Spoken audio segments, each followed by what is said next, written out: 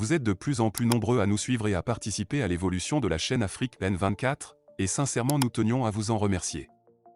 Nous lisons tous vos commentaires qui enrichissent le débat et vraiment nous vous demandons de nous soutenir, en aimant les vidéos pour une large diffusion, et pour continuer à avoir une ligne éditoriale indépendante, et vous proposer de nouvelles émissions toujours de plus en plus enrichissantes.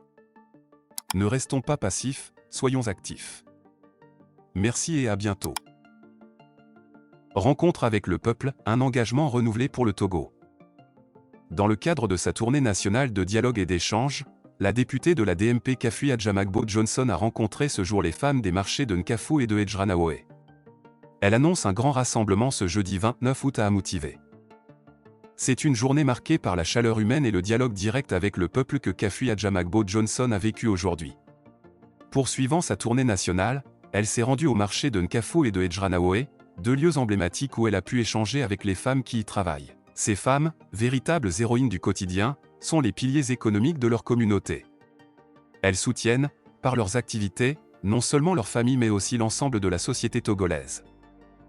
Lors de ces rencontres, Kafui Adjamagbo Johnson a exprimé toute son admiration pour leur courage et leur détermination.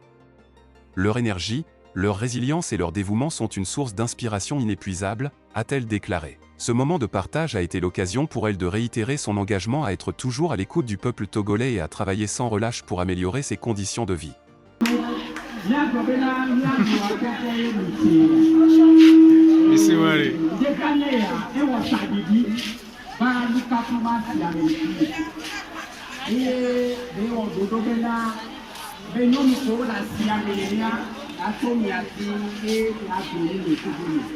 Avec député de l'Assemblée nationale. Gaoula Tamuno Biabiola no miasi, ke miacha miasobula ego, ne yo batanemi le bokwa, ke miaso drano. Tonyo ndona bere. Sele wasi okunami, ounami, joagame amona mpatidi. Ola sotua dans l'homme Ola kebe yondade, yonga uyo viwo. Game agbona, nentia mi. Jem no. Ìyàwó pọ̀. Arẹ́dí bẹ́ẹ̀ yóò yá yóò fi àpò àbọ̀.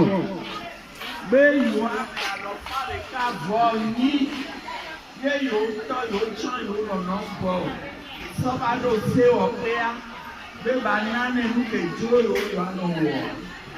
Wọ́n bẹ sísun ẹyin lé. Lẹ́yìn yóò gbé bá ló fún wa wà níbi ìdákọ̀ wa. N'esi kọ́mẹ̀ à, yẹn yóò tọ́ yọ sí péré. Mẹ̀kẹ́ wé gbọ̀n àwò. Èsì àmà. Mùkú àti ìjì gbé àwò. Níyàwó ya mímú lọ́dọ̀ èsè wájú òòrùn. Fífìà ewányi èèyàn ti gán rẹ̀ ń jí bẹ́ẹ̀ mi á yẹn. Bede yóò teƒe nɔla ntɔntɔntɔntɔ ale funua mu dasi ɖo enukuku be yóò be fiafi be senɔ amezizi ɖo to be senɔ ke ye a kua akpata gbea dzi be amekele mia teƒea. Mu d'accord ne nene be dɔ ko wɔlo. Enyati ɖeka kedzi. Eti edɔ wa kemi le wɔ. O ma sɔ ɖo radio ŋu. Wa sɔ ɖo miabe télévision be deke. Kedzi enu agbogbo nu nɔna yi te kpɔnɔ ye natsa be nu nɔna mo yɛ. Wa dzo na radio tɔ le va. Kevete tɔne va ale be keminanyira fìlè fi etufia yemi le wɔtɔ amila kun radio lamɔ senya pere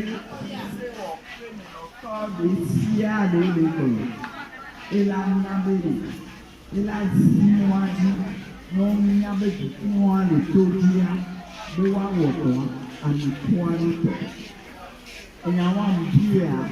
Obeya ìyàwó dɔ wɔ ŋutɔ mia enua be wɔwɔa enua esɛŋu ehia dodo nyawoe edumeviwoa nyanu ɛɖo kuma me be emɔnu le taa be nɔbe yaba kpɔnu le se wɔƒe agake me nu le wɔdɔa wola na anyi la kpɔnu fifia le te ŋua ya le ne le ne bɔ emia la nɔ buta me ne nyakpɔ la be leke mi la wɔ ɖo ye ame ke yi ŋute va fi mi o ni wo do wo ke avu tu do mi emɔnu ke ma zɔn ne ogbanyi ese wɔƒe le ame nɔ tɔntɔtsɔ dzena ogenyi emɔnu le nɔ be ko kpɔ be nɔnɔme ɖe le dukua me le doa ya ne dukua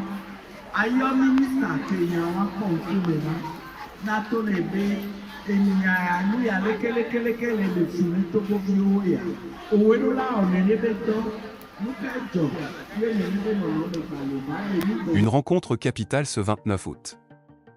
Dans la continuité de cette démarche de proximité, la députée de la DMP a annoncé la tenue d'un grand rassemblement ce jeudi 29 août 2024 à 15 h, dans la grande salle de Monseigneur Sessou, située dans l'enceinte de l'église Saint-Augustin d'Amoutivé. Cet événement, qui s'inscrit dans le cadre de sa mission de dialogue avec la population, vise à renforcer les liens entre les citoyens et leurs représentants. Il sera l'occasion pour les participants de discuter ouvertement des défis auxquels le Togo est confronté et de proposer des solutions concrètes pour bâtir ensemble un avenir meilleur. Nous devons, ensemble, travailler à la construction d'un Togo nouveau, où chacun pourra vivre dans la dignité et où la voix de chaque citoyen sera entendue, a souligné Kafui Adjamagbo Johnson. Ce rendez-vous est perçu comme un moment décisif pour marquer un tournant dans l'histoire du pays, en engageant un dialogue constructif et inclusif avec toutes les composantes de la société. Un appel à la mobilisation. En vue de maximiser l'impact de cette rencontre, la députée de la DMP invite tous les citoyens à se mobiliser massivement. Venez nombreux ce jeudi pour que, ensemble, nous puissions poser les bases d'un changement profond et durable, a-t-elle exhorté. Elle a également encouragé la population à s'abonner à ses différents comptes sur les réseaux sociaux pour rester informés de ses actions et participer aux échanges. Ce rassemblement du 29 août s'annonce comme un moment fort, où la participation citoyenne sera au cœur des débats. Il reflète la volonté de Kafui Adjamagbo Johnson de se battre pour le peuple, dans un esprit de transparence et de solidarité. On siège pour vous. Madame Brigitte Adjamagbo Johnson a réaffirmé son engagement indéfectible à défendre les intérêts du peuple togolais. On siège pour vous, a-t-elle martelé, en insistant sur l'importance de ce rendez-vous pour l'avenir du pays. Ce slogan, qui est devenu un véritable cri de ralliement, symbolise son dévouement à être un représentant fidèle des aspirations de la population.